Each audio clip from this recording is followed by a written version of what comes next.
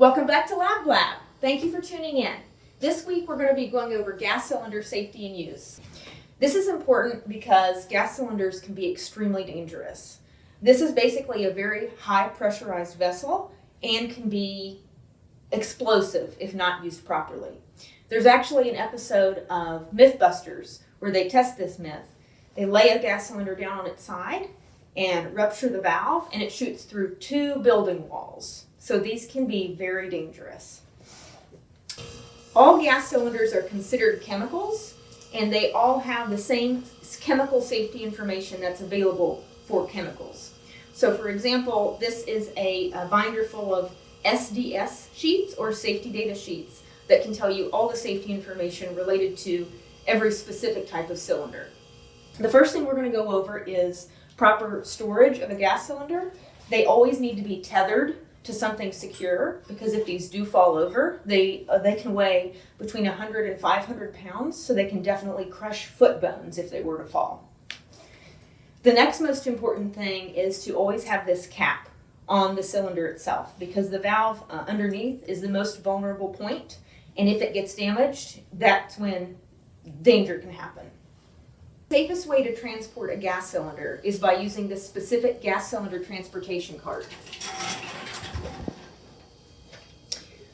This cart allows the cylinder to stay upright at all times so it doesn't fall, and it has a chain so it can be secured to the cart.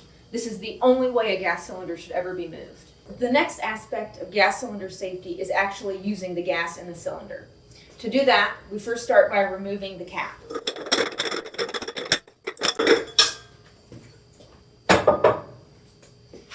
The cap should only be removed when the cylinder is about to be used. Hanging on this cylinder, I have a guide on exactly the steps to go through to use the cylinder. The first page is the anatomy of the gas cylinder. So you can see that the knob right here is called the cylinder valve. The threads right here are where the regulator goes. So I'm going to grab a regulator and we're going to put it on this cylinder. When selecting a regulator, you want to make sure the regulator matches the type of cylinder you're using. All the regulators in the department are actually already labeled with the type of regulator they are and which gas they'll work with. So be sure to pick the correct one. Be sure to line up the threads and screw the regulator into the valve, hand tight. Regulator valves are usually brass, which is a soft metal. So when you do a final tightening with a wrench, you just want to tighten it a very little amount. Not too tight, just enough to secure that seal. Once the regulator is on, you can then crack open the main valve and it will show you the pressure within the cylinder. The secondary gauge shows you the pressure that it's being regulated down to. So you can use this valve to regulate your pressure down to what you need it to be for your experiment.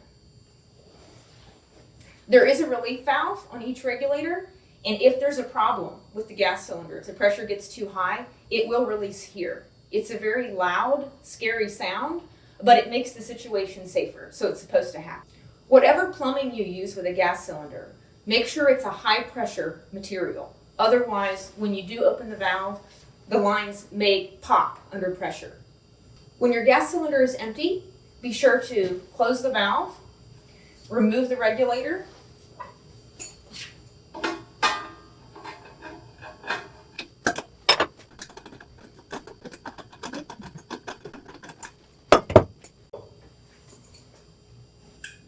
replace the safety cap. If the gas cylinder is empty, you want to be sure to note that it is empty. And there are plenty of gas cylinder signs in Lab 160 you can use to note that. They have an empty side and a full side. This sign is the only way anyone can know that the cylinder is empty. When it's empty, you can return it to Lab 160 and it will be taken back to who we rent it from. If you need to order another gas cylinder, you can do that by filling out the order request form and sending it to Alex. Thanks for tuning in. We'll see you next Wednesday for Blab.